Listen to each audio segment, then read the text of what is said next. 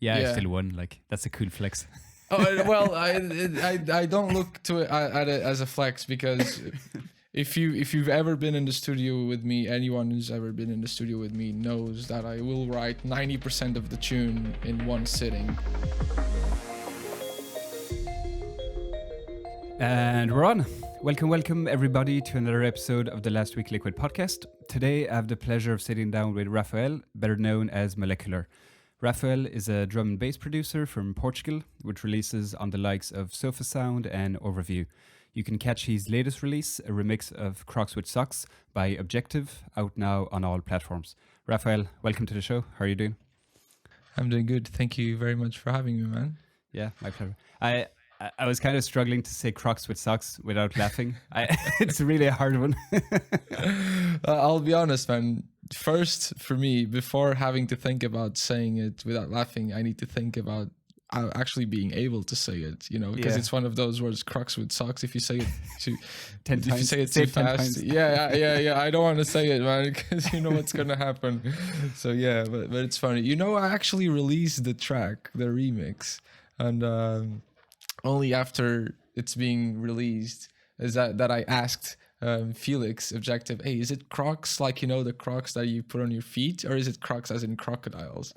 Because he kept sending me the crocodiles emojis. Like, he kept sending me crocodile emojis, and I'm like, I don't know. I've been thinking all this time. It's like Crocs, so, like you get your socks in your feet, and then you put on the Crocs. Yeah, like a Sunday morning, like Crocs yeah, with socks. exactly. But maybe no. This guy makes a tune. Yeah, that's what I thought. Yeah, and then it says no. It's like you get your socks, and then you get your Crocs, and like, oh, okay, perfect, okay. Why was he sending like crocodile emojis? I don't know. If you write croc, it'll give you the suggestion. Yeah. It's cool. That's the great thing. Like with music, it's open to interpretation by the listener, and but yeah, that's probably like one of my favorite titles as of recent. Like Crocs with Socks. Like, yeah, it's super funny, man. Yeah. you have to go there to name your track Crocs with Socks. But yeah, no, cool, man. It's a pleasure to have you on. We were just chatting before we started recording about like podcasting and your own podcasting journey. So yeah, tell me a bit about, we were talking about Snare Talk, your own podcast, and you told me you took a bit of a step back regarding that. Yeah, so for now, I just have to stop it for a while, because I wanted to do, I had a lot of ideas for the podcast, and I wanted to, if I have the opportunity to travel as well as a DJ, going to all different sorts of different cities, I'm sure I'm gonna have producer and DJ friends in those cities that I can interview and do the podcast personally. It's I imagined it to be more of like a YouTube interview rather than a podcast, actually. But it started with the podcast format because we had the quarantine and all of that. So doing it in person would be impossible, and all. Obviously, I wasn't going to travel just because of doing the episode. It's financially it wouldn't work. Obviously. Yeah. So I had all these ideas, and I want to get the equipment and all of that. But at the time, I was my career it's just starting. But yeah, I had all this work to do with music, and Patreon was picking up at the time as well. So I had this kind of like responsibility of work that I need to finish, and podcast wasn't, it wasn't the most important thing at the time. It was probably one of the things that I had the most fun doing it at the time. I didn't do a lot of shows. I just did, I posted 3, but I recorded 4. So there's a 4th one that's been recorded, but I never posted it because it took a little bit of time to edit. And then I just asked the guest, hey, can we do this again? Maybe sometime in the future, because the whole idea was also to promote whatever release the guest had at the time. Yeah, it becomes too late. Yeah, and it got too late. It was really fun because, for example, the first one was with Hayden Revan, which is one half of Real Truth. And and we normally at the time we were playing pretty much every day Warzone together. So we would always have these nice chats, and I just thought, let's record this. Let's record this. I think that's what really made me do it. I already had the idea, but I guess was playing games with the guys and talking about music and as artists. It was basically just artists having a talk. Sometimes it would be about music, sometimes it wasn't. I just thought this would be really sick, and I told him, hey, do you want to be the first guest? I have this idea.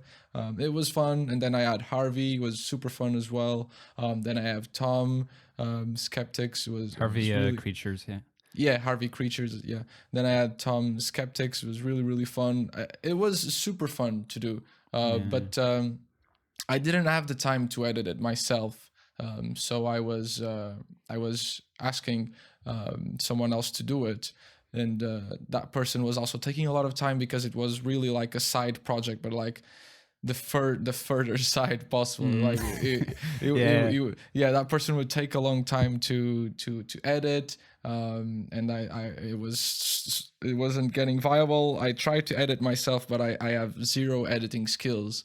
So just looking at the timeline at a video editor software just confuses me, because I always look at it as a DAW perspective. Like I'm so and then there's images, and it's like, what the fuck? Yeah, exactly. Then there's images, and then you click on the clip, and you want to like crop it or clip it or whatever. I am used to do Control E because that's a command in Ableton, and I was trying to use Ableton commands. I was like, why does this not work?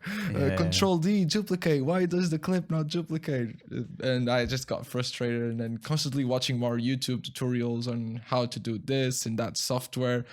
At the time, I didn't have time to learn the video editing, which was what was consuming most of my time, because everything else was quite simple, I just needed around 2 hours of a day to record it and make sure everything was good. A little bit of time to prepare. It was the editing part that was getting hard. I did all the arts and all that myself, but it's quite simple to do. It didn't take a lot of time. Once you find that branding that you like, it's easy to stick with your it. template. And Exactly. Once you find the template, it's easy to stick with it, kind of like the formula or something. But it's going to come back. It's going to come back. Yeah. I mean, for me, that's like one reason why for a very long time I was only doing the audio format of the podcast, and I've been doing it for a full year now, and only now have I started uploading video formats to YouTube as well. And I have somebody who's actually helping me and doing that part, because I tried to do it a few times at the start, and it was just impossible to manage, like doing the whole video editing part. So I just thought, okay, I'm just gonna do just audio and stick with that. The video part just exhausted me, and I didn't enjoy that part at all. And a lot of things can go wrong, when we're doing this online. If one of us has a little bit of lag, the internet isn't the best. Getting the audio right is really simple, but I think getting the video right to match is a lot harder. This happened with one of the shows. I don't think you can tell. The editing was actually pretty spot on, but the delay was really big, like 1 or 2 seconds sometimes, and that's a lot if you're talking. If you're talking and the camera doesn't move, it feels weird. But the thing is, the internet connection kind of oscillated, so sometimes the lag was less, sometimes it was a bit more. So you couldn't just crop it at the beginning and fix it. You'd have to watch. Sounds like a fucking nightmare. You'd had to watch the whole entire thing.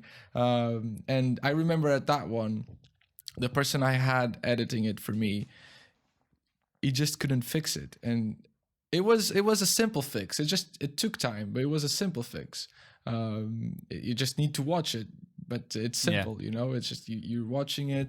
And then all these different situations came up because cutting the video would be obvious.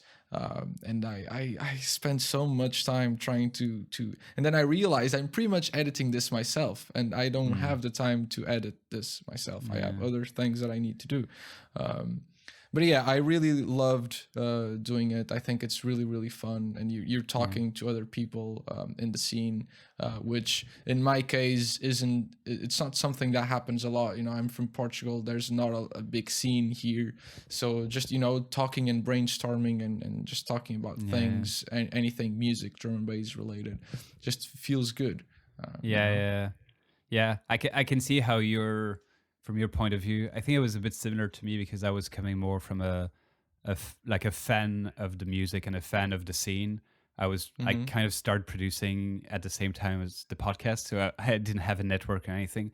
And for me, it's definitely like meeting you and meeting all these producers that I listen to is just like sick. Yeah, it's fun. It's good. I don't know where are you from? Sorry. I'm originally from Belgium, but I'm living in Ireland at the moment. Okay. Yeah, the thing here in Portugal, from what I see from social media, is that in places like the UK, obviously, there's tons of DJs and producers, and everyone kind of knows each other. They're all friends. And maybe like in other places, maybe like in Holland and in Germany, there's also big scenes, and maybe Belgium as well. But in Portugal, there isn't really a big scene right now. There used to be, but then it stopped. I think it's there's a lot of new producers showing up from what I see, which is really, really good. I don't know about the interest in from the crowd because everything's been closed. So there's no way in knowing in this past 2 years if the interest from the crowd to listen to drum and bass has increased or not. But I think the scene is growing, but you don't have a lot of people here that listen to drum and bass. That's the thing. And especially if no one listens to it, then no one's going to make it, you know? Yeah, no, absolutely. Go ahead. Sorry? No, go ahead, yeah. Yeah, I was just going to say, I think I'm very confident. I think it's going to grow. There's a lot of new producers, guys like Reslek, Indigo, like smaller guys are showing up. And when I started producing drum and bass, I think I was like the latest newcomer, and for some time that was only me. Like I was the youngest one to show up, the most recent one, and now I can see a lot of other people are taking interest, which is good. Yeah, that's cool. Yeah, I was wondering, like, I had a few Portuguese on the show. I had Human Nature, and I had Vowel. I don't know if you know him as well. Yeah. He's a big friend. Yeah. Okay, yeah. Because I was kind of wondering, are you guys kind of then all friends because you're the only like Portuguese producers, or like how does that work? I guess like in Portugal, because the scene is so small, everyone knows each other. You know, like literally everyone knows each other, and if you don't know someone yet, you will know soon. Okay. Yeah. So it's a small scene. There's not a lot of promoters, not a lot of labels, not a lot of producers. So eventually you'll catch up on everyone. And meet everyone. So yeah, I'm good friends with Andre.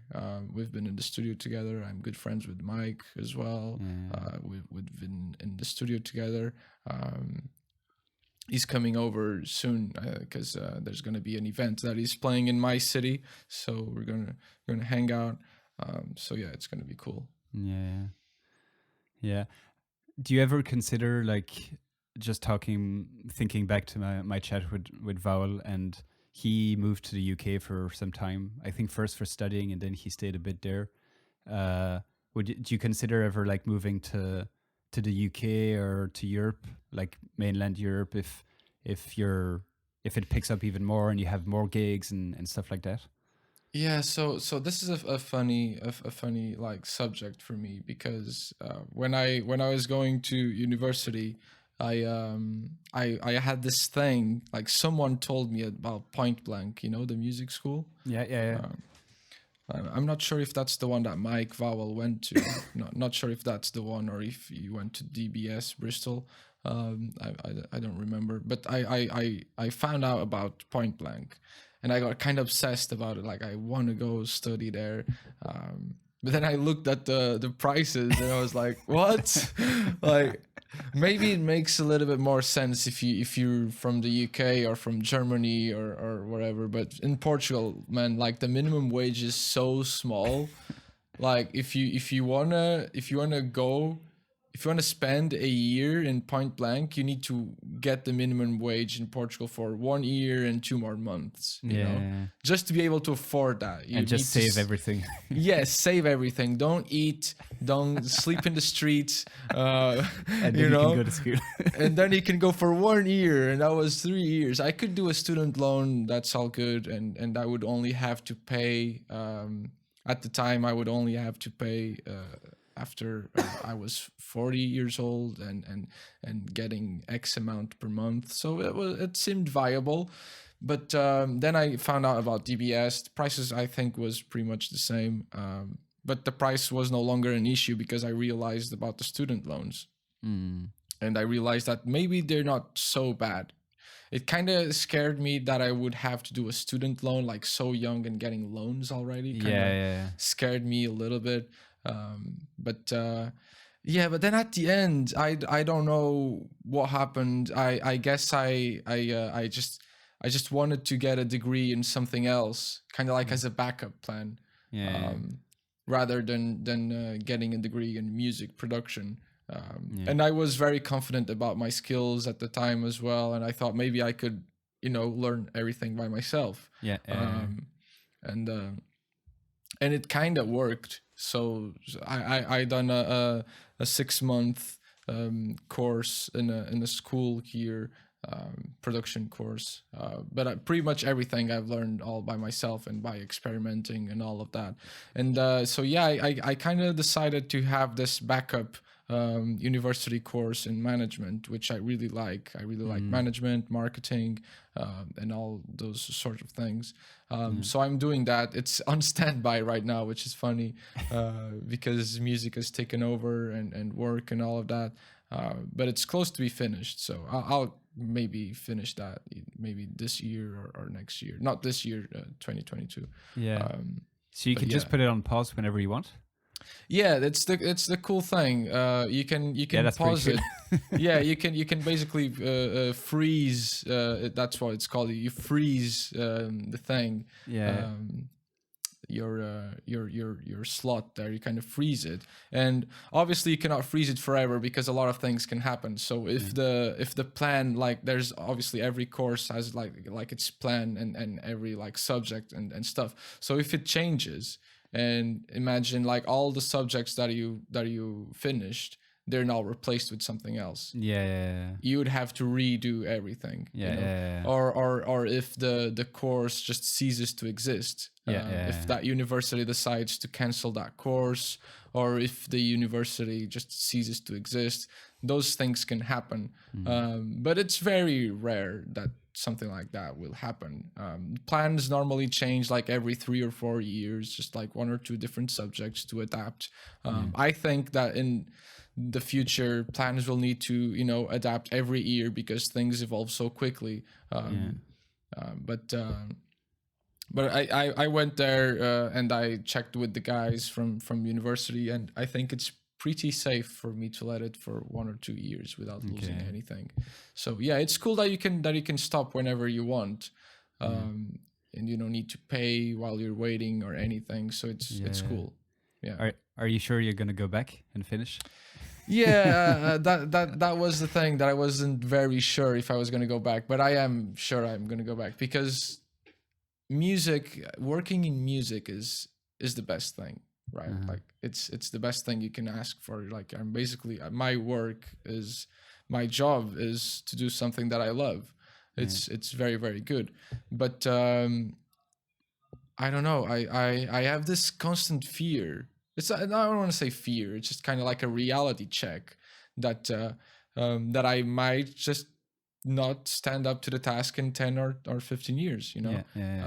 Maybe I will lack creativity. Maybe there will be another guy that shows up and sounds just like me and is way better than me. So I have this constant pressure. Pressure is maybe the best word, because it's not fear. It's a little bit of pressure that kind of pulls me back to the real life situation and says, hey, you need to constantly keep learning and evolving, because every day a new producer shows up. You know, so it's a very competitive market. I don't think it's going to stop being like that. You know, we have patrons, we have a lot of YouTube, we have forums, we have a lot more producers doing one-to-one sessions, we have a lot more stuff like education in bass, and it's getting cheaper and cheaper, like the software. Exactly. Yeah, the softwares are getting cheaper. You know, like a lot of people are entering this this new thing, which is music production. Which is good. So it is good. It is amazing. It is amazing. Like a lot of new music, a lot of more new music, which is sick. But yeah, it's also good because I know that I need to keep evolving and learning and that's and like reinventing myself as a producer every time. But maybe, I don't know, like, is this something that I can do for 15, 20 years? You know, that's the question that I ask myself. And I don't know about most DJs that have been doing it for 20 years, but can you keep on DJing every weekend, twice per weekend? For like 30 years or 35 years or something like that. So I think it's good to have a backup plan. Right now I'm working in music. I teach, I have patron. I love teaching. That's very, very cool. But you know, I want to get this management course done with uni because it would be cool if I could, you know, follow that route a little bit as well. Or maybe, you know, something that I would like to do as well was maybe just, you know, get into electronic dance music school as a teacher. Yeah. I would love to do that. Would be the dream job. You know, you really love teaching. Yeah, I really like teaching. Yeah, I really like teaching. And I can imagine myself doing it for 40, 50 years, you know. Maybe 50 is a lot. That's basically your entire life from now. Like, I'm 23. 50 years from now I'll be ending up at 73 years old still teaching. Maybe 30 years. Yeah, maybe 30 years, you know. The rest of my professional life, I would imagine myself just teaching, you know. I really like to pass the knowledge on. And one thing that I really like is when you tell something to someone, you teach them something and you see their reaction, you're like, whoa, like that thing amazes me. Because it's almost like I'm remembering myself learning that and how much it amazed me back then. It's like I'm relearning stuff, you know. It's like I'm so reliving cool, that moment. I really like teaching. Yeah, it's cool, dude. That's awesome. I've spoken to a few people on the podcast who teach like Willem and human nature, and a lot of people do one-to-one teaching and stuff, but nobody has really put it in the same words as you and like with the same passion. Hopefully that's good. No, definitely.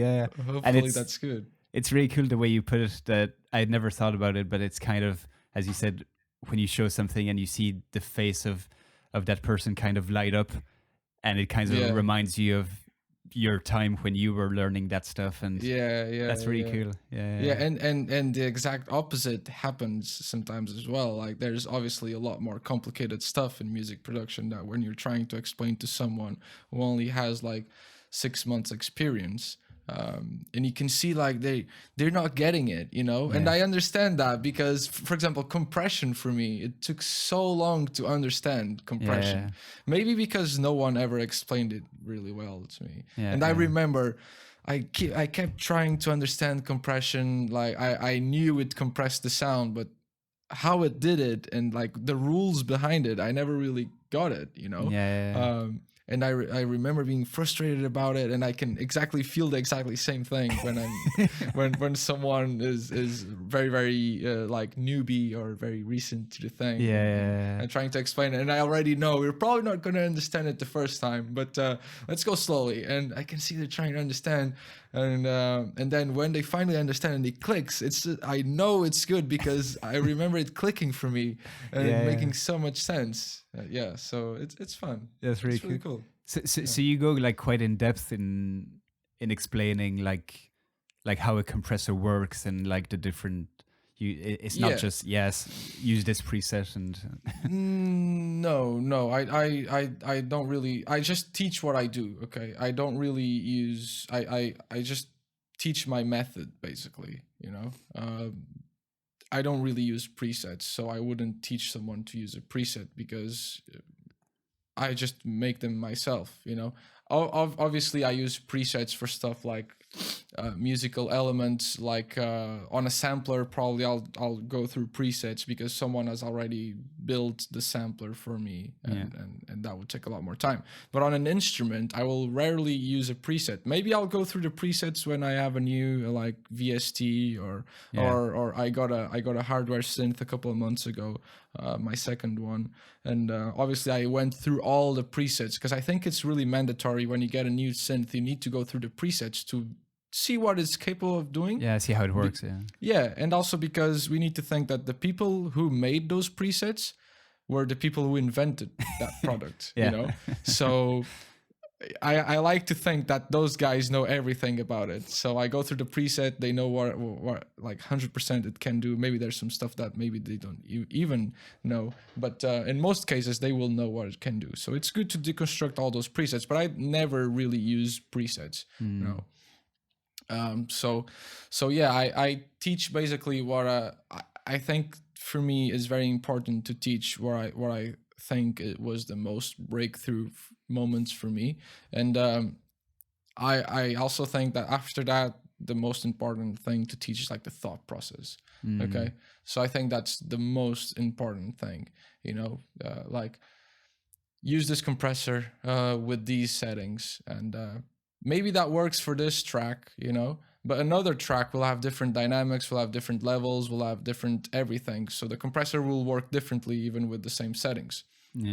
So the idea is to tell people how it works so they can understand how it works, and then also tell them what you want to do with that knowledge of how it works and what you want to achieve. So that, and what is good and what is bad. Obviously in music that's very subjective, what's good and what's not, but all the other parts are very objective, like knowing what it does, what do you want to take from it, where do you want to go with that, like the end product, and then what's good and what's bad, that's subjective, but everything else, it's very plain and simple.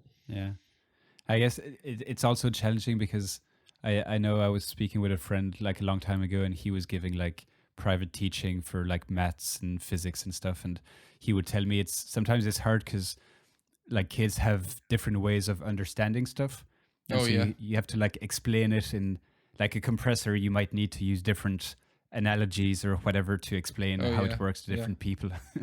I use this analogy that it always works for gating.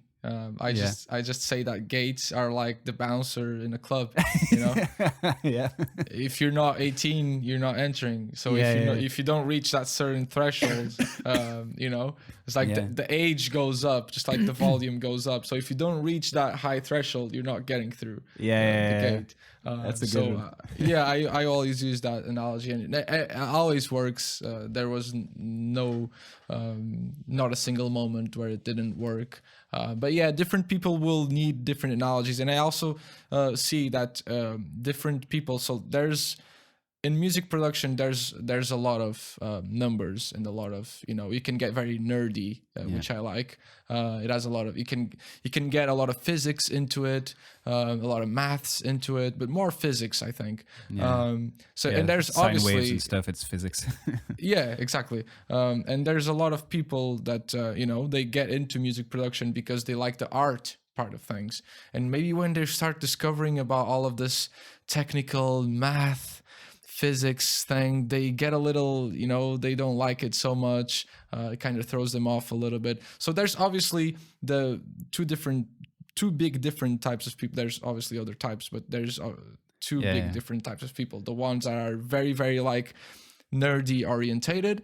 They love that stuff. They can understand it very, very easily.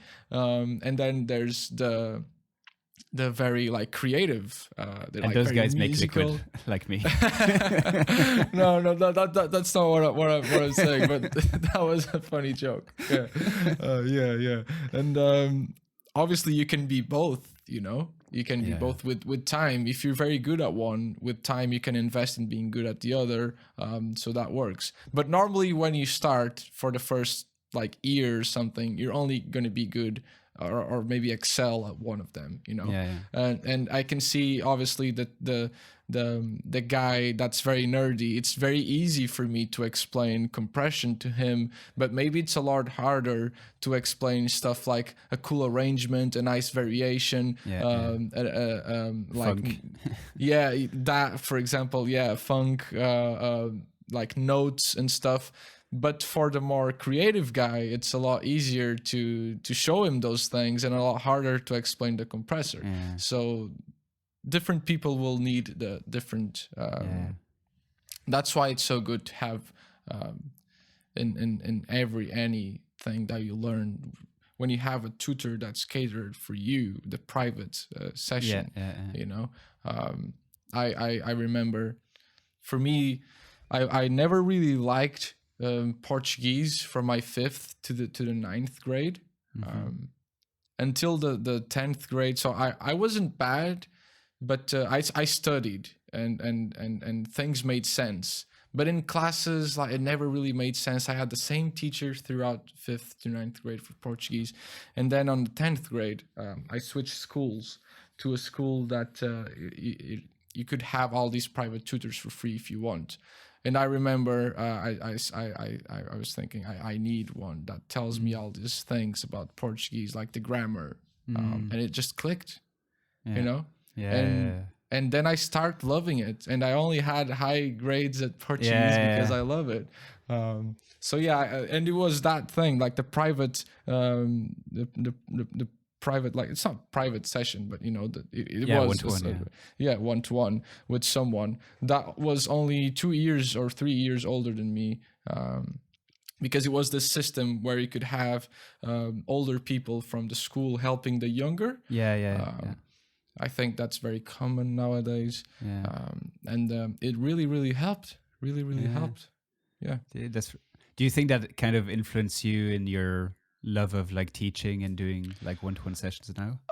It definitely influenced me in a way that I enjoyed that so much that I then did it when I went to the 11th and the 12th grade. I was helping other kids, so I was teaching like history and maths and also a little bit of Portuguese here and there to 7th, 8th, and 9th graders, and it was really fun. You know, it was 2 times per week or 1 time. I'm not sure.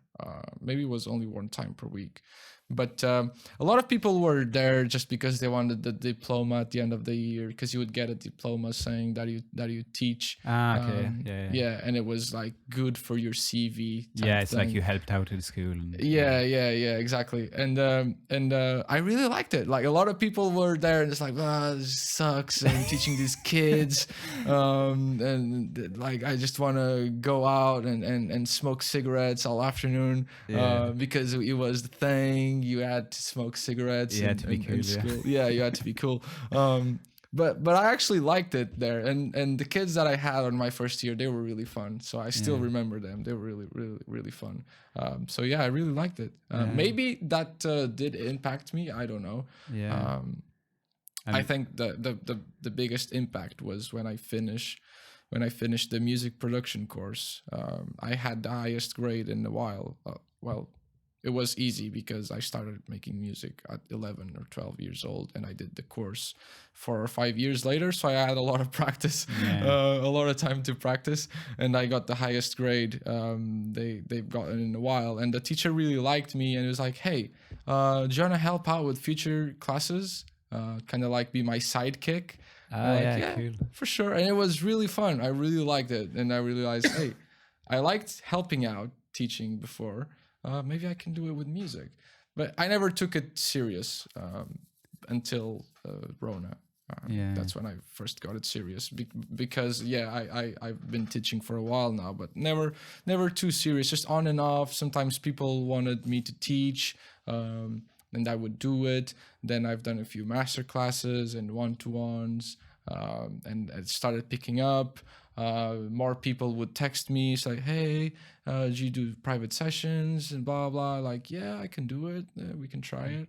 And I started liking it more and more and more, and then eventually it just picked up. So now you're teaching at that school on top of Patreon? No, I'm not teaching at any school right now. So that only went on for 1 year. That thing. Would that be an option if you wanted to? Or? I don't know. If I could be the main teacher, yes, but as a sidekick, not really. Because I now have my own views on music production. And, I think I have a very strong personality about music production. And, and just music in general, you know. But as a main teacher, probably yes. It obviously depends on the situations and all that, but probably sure, yes. I teach on my own, just basically, you know, people texting and all that, emails. It's cool because there's a ton of like Patreons and stuff going around in drum and bass now, and one-to-one sessions are often part of a Patreon, and you're never entirely sure how much the person like enjoys teaching or is good at teaching, or is it just like part of a Patreon and like a tier. But like from your point of view, you've been teaching since you were like a kid, so it makes sense to have it in your Patreon. You could say that. But yeah, it's funny. Like teaching has been an important part of my life now for the past 2-3 years. And it's fun. Like I said, I explained all those things in detail, and I try to give people my view on it. And sometimes I even think that can be boring for them, because, you know, people want to learn how to make the sickest bass, or, you know, they want to learn how to make the sickest tune and all of that. But I think you need to go in steps, you know, you need to learn. And you're talking about sine waves and thresholds and stuff. Yeah. That's cool. Staying on like the Patreon side, because that's something I wanted to talk to you about, because you have quite a successful Patreon. You have like 150 people in there. As somebody who like just launched his Patreon earlier this month for the podcast, I'm aspiring to get the same numbers as you one day. So obviously it's different. Like me, it's more like a support around the podcast and not so much around music. But tell me a bit about like when you launched the Patreon, and how did you make it so successful? Do you have any tips for other people who might be thinking about Patreon or kind of struggling? Yeah, so at the time when I started the Patreon, it was funny because I created the Patreon way before the pandemic started, but I never really announced it or anything. It was just sitting there, you know.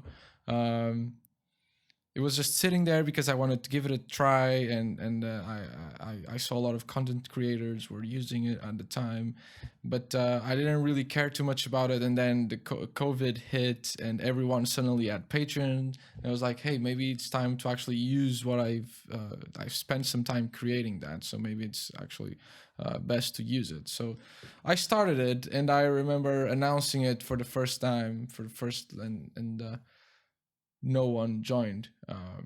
So it's normal, you know.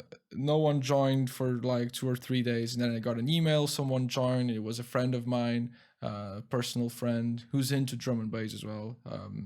Basement, he produces under Basement, is released on Focus, Counterpoint, and he texted me. He's like, "Hey, check your email." I was like, "Hey, nice, man, thank you. That's pretty sick. You're the first one." And so it's cool because, you know, that psychology thing, whereas you walk by a shop and maybe you like what's the shop has, but there's no one inside, you know. Or a restaurant. So or a restaurant, exactly. But if there's people inside, it tells you it's good. Your brain kind of tricks you to tell you it's good.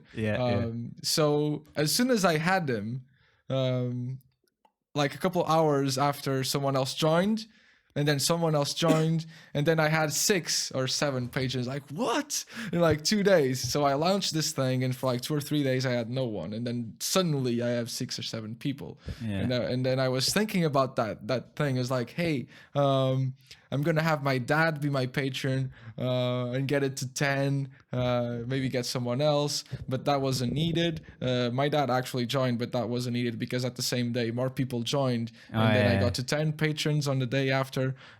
So I got 10 patrons. This is so sick. It really was, and but then it kind of stopped. I had 10, and then sometimes I would go 13, and then people left, so I was around that 10 mark. And then I'm trying to think what happened then. I remember talking to Pete from Overview, and he was launching his Patreon for Overview as well, and we were talking about like having a little brainstorm of patrons on the phone,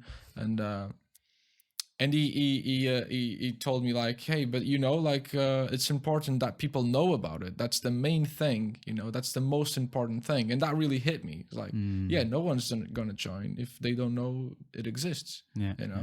So I just invested a lot into getting people to know it.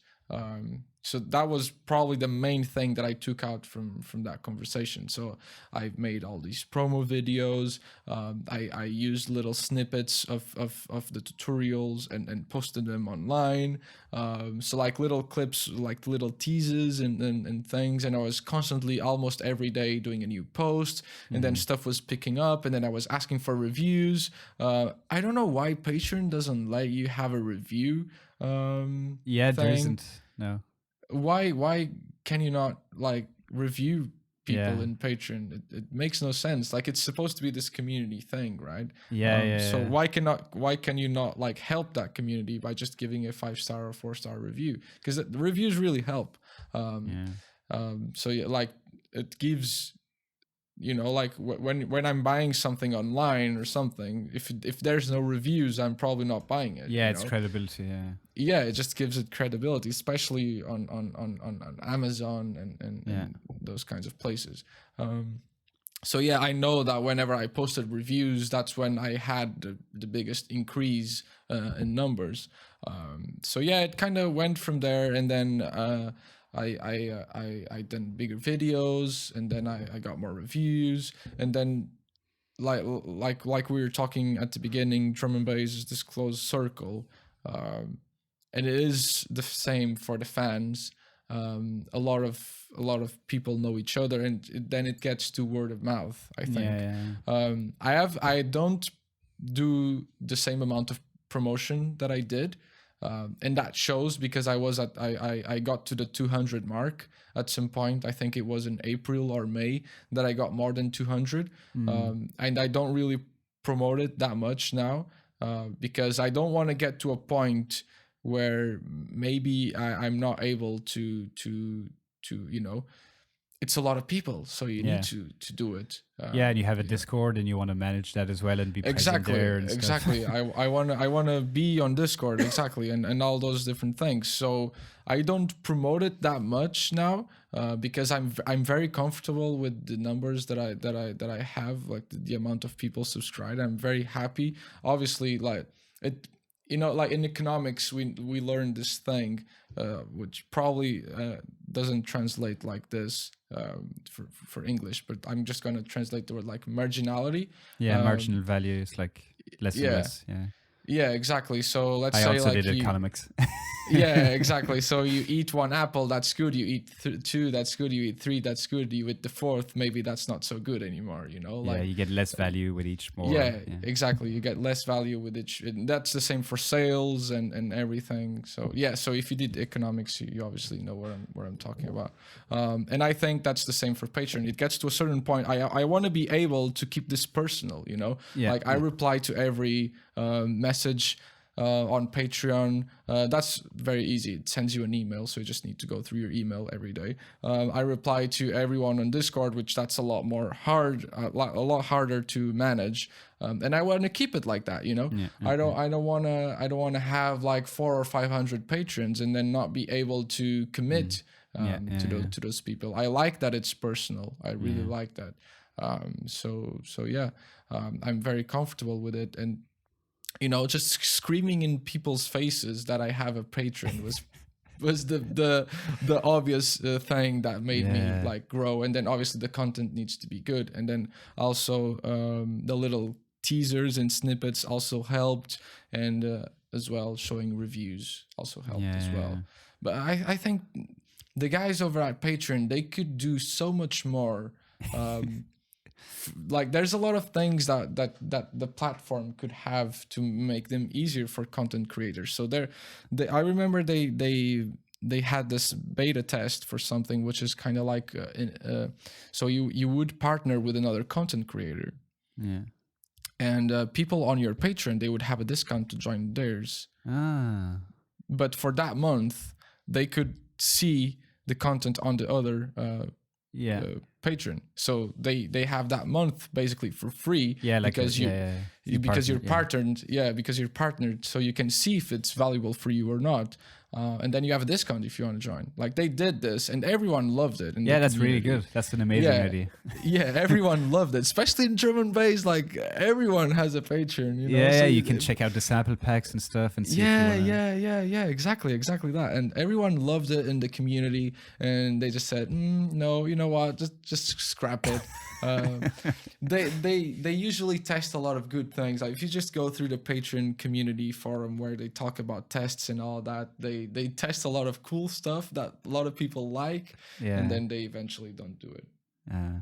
Maybe you have to go and work at Patreon then. With your management degree, you could make some changes. Maybe, who knows? It's cool. It feels like you're very like conscious of how you use your time, and because you were telling me earlier, like with your own podcast, that it's just not something you were able to dedicate enough time to, and so you just decide to put it on pause. And similar with the Patreon, it's like either you do it well, or you don't do it. Like it's you don't want to get it like too big and not be able to then commit as much as you'd want to. Yeah, the thing with my time is it's when I was in university, I started writing music very young, and I started getting into German bass very young, and it felt good being young in the scene. I hadn't been in the scene, obviously. I was just writing beats on my bedroom, but I knew I was young and I had the time. But then university came along, and I had my first release in just before university, and I didn't use that momentum because the first release got into noisier radio and all of that, that was pretty cool. I should have used that momentum to write more tunes and release more tunes, which didn't really happen, because I was spending time in university partying, and all of that, and then I remember going on Facebook or whatever, and producers younger than me were getting releases on really big labels, and I was very happy for that. But I was like, hey, maybe I'm getting old or something. I'm wasting all this time. I'm not, that kind of, it was like an attention call, and then I took university. I spent a lot of time there, and I never finished my degree, So like we have this thing, we have a very big academic tradition where like it's like you don't.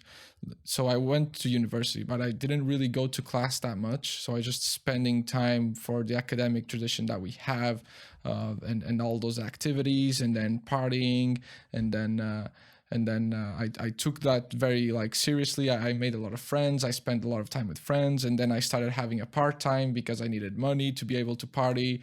So and then music was starting to go down and down and down, and I realized I need to be able to manage my time a lot better, and maybe I'm doing a lot of things in my life, and none of them I'm doing well. So my degree is just not, it's not moving on. I'm doing very few subjects per semester, so I need to focus on this. My work, it's a part-time. I know I have the opportunity to make it a full-time job and earn a little bit more if I want, but I just need to dedicate. And my music is just, I'm not making a lot of music right now. I have all these techniques that I know because whenever I sit at the computer, I would be obsessed with learning more, and I'm very geeky about music. So I would just learn more and more and more, and I wouldn't make music. So, I'm spending all this time, but nothing really is growing. Yeah. So I realized I was spending my time a little bit wrong. And once I fixed it, it obviously showed immediately. Yeah. So yeah, I try to keep my time very, I don't want to say scheduled, because I like to have time where I don't really know what I'm gonna do. That's good as well. Sometimes I don't like to have every single thing scheduled. But everything that has to do with my work, I have scheduled. And then the rest is just, just let it flow. And it's just being. I think it's fine, obviously, to have like evenings where you're just watching a movie and not doing much. It's just being like deliberate about your time and like deciding, basically choosing how you spend your time is really important. Exactly. I'm seeing like a red light flashing. I don't know if that's like an alarm or something. No, I was going to laugh because I was sure you were seeing what was happening. It's just got dark, so the sun completely set, and it was getting darker in my room, and I was just trying to change the light. I just saw it flashing red. And for some reason, it always bugs whenever I open the phone, and the first time I click on it, it always bugs and goes to red.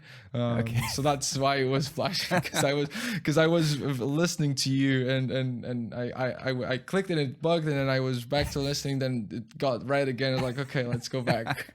It's fine, as long as the building's not on fire or something. It's no. It's all good. It's all good. Cool. But I'm gonna slowly wrap this up anyway, because I know you still have to grab food and stuff, and I know food is very important for you. I've read that in interviews in the past. Nice.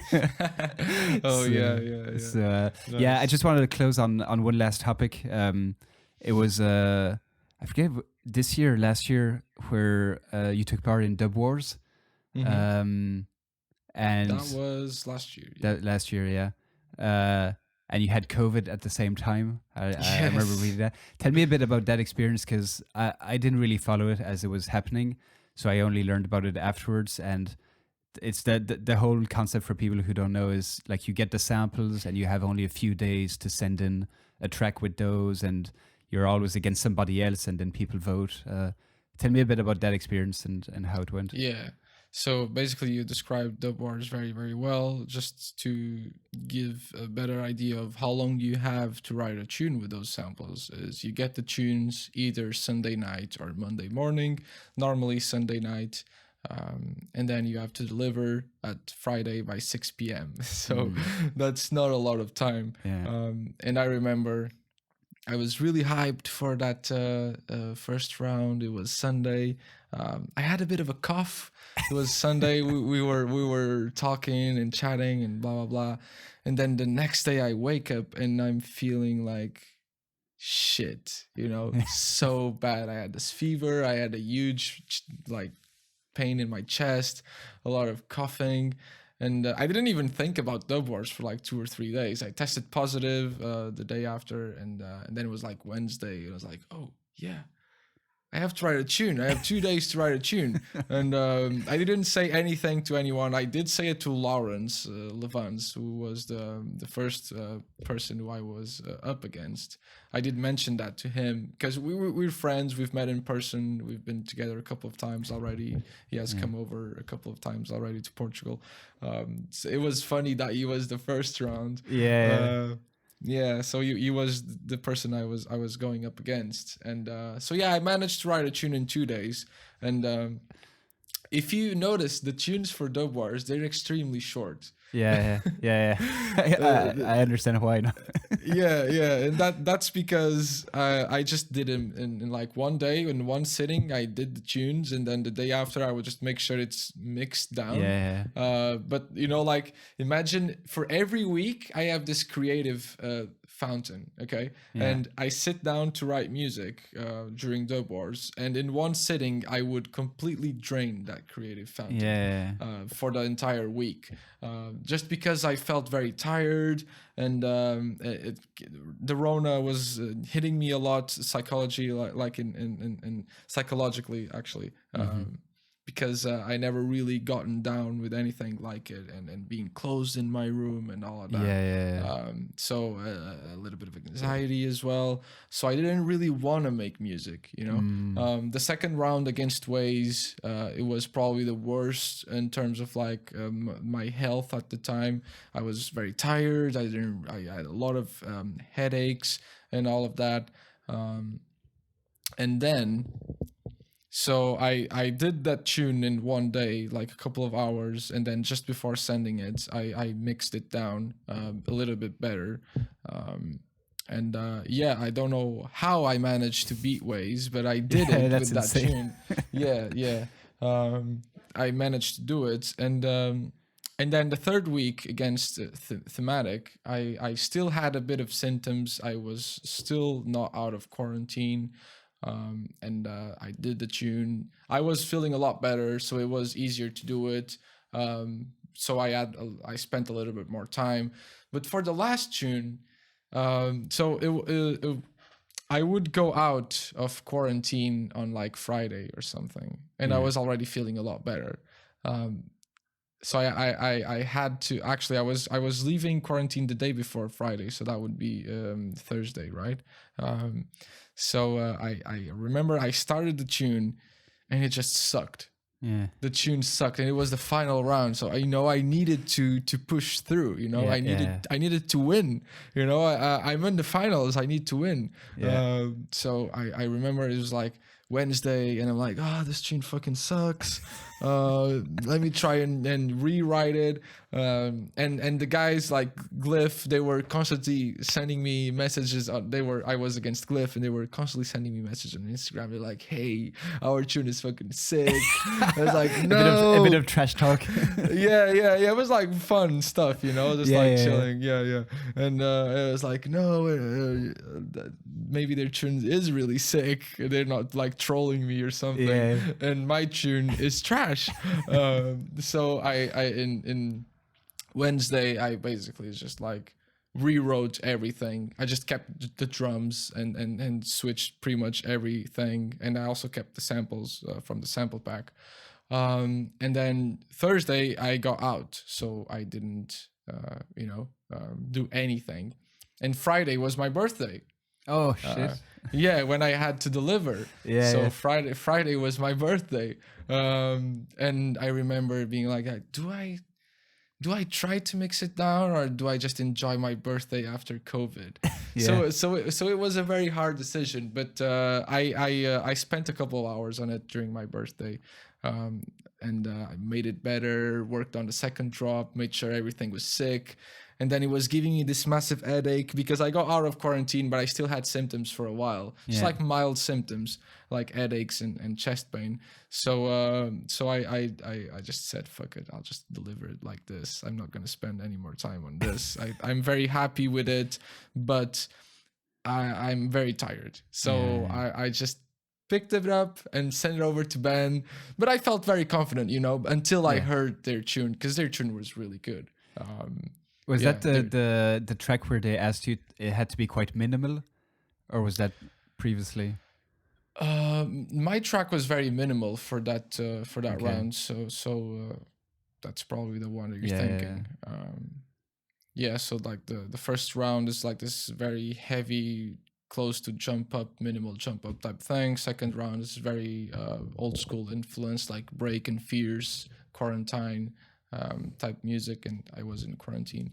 And then the third round is with Fats on the vocals, MC Fats, and then the last round is this very minimal type thing that I won. Yeah. So when did you learn that you won? Was that like a quick? Oh no, it wasn't very quick. So obviously, I won by like 1 or 2 votes. It's something. Oh shit. Yeah, so it's not a lot of votes. Maybe it's not 1 or 2, but it's not more than 5. I'm pretty sure. Yeah. and but that wasn't the thing. You needed to win that thing, and then it had more stages. So you had the judges and the judges from the scene, like label owners and producers and stuff. Or did I not win by the votes? I don't really remember. I think it was so close by the votes. I think I won by the votes, but yeah, I didn't learn until like 1 week passed or something like that. I'm pretty sure. But yeah, I was confident. But their tune was really, really good as well. So yeah, it must be hard to like judge, like, because as you said, like it's always, music is subjective, and like how do you decide like which one is best? But I mean, in the end, that's a really cool flex to say. Yeah, you mean, you know, I won Dub Wars, but I had COVID, so I had to write each track in like 1 day. But I still won. Like, that's a cool flex. Oh well, I don't look to it at it as a flex, because if you've ever been in the studio with me, anyone who's ever been in the studio with me knows that I will write 90% of the tune in one sitting. Yeah. This is like happens pretty much every time. All my tunes happen like this. It's very rare that I have a tune that wasn't written like this. I just write like 90% of the tune I write in one sitting, like 1 or 2 hours, not 1 or 2 hours, like 3 or 4 hours, and then all the details and everything's like the 8% I do in another sitting, and then the last 2%, which I say it's like the final mix down stuff. So I write tunes very, very quickly, you know. So anyone who's ever been in the studio with me knows that it's not really a flex, but it can seem like a flex. I understand why it can seem like a flex. I won Dub Wars. I only spent 1 day writing the tunes. I mean, like, besides the 1 day thing, like having COVID and being able to like focus on something, I had like a mild flu like 2 weeks ago. I thought it was COVID, but I tested negative. And even like with a mild flu, like there was no way I was making music. Like it's just too hard to focus on, you know, on the DAW and stuff. And especially if you're doing sound design, I'd be like, fuck this. on the second round, I was this close to giving up, very, very close to giving up, because I remembered I had such a big headache. And I was enjoying it, but at the same time, my brain was like, "Hey, can you please stop and chill out for a second?" But I was really enjoying it. Like, I remember I was going in, and the track was really full with energy, so it was really helping me like get through it. I was really enjoying that tune. It's one of my favorite tunes that I've ever written. And for the second round against Waze, but. My brain was like, "Bro, please, can you go sit in the bed or something?" Like, it's too loud. I didn't really use headphones at the time, so like the whole room was shaking with bass and stuff.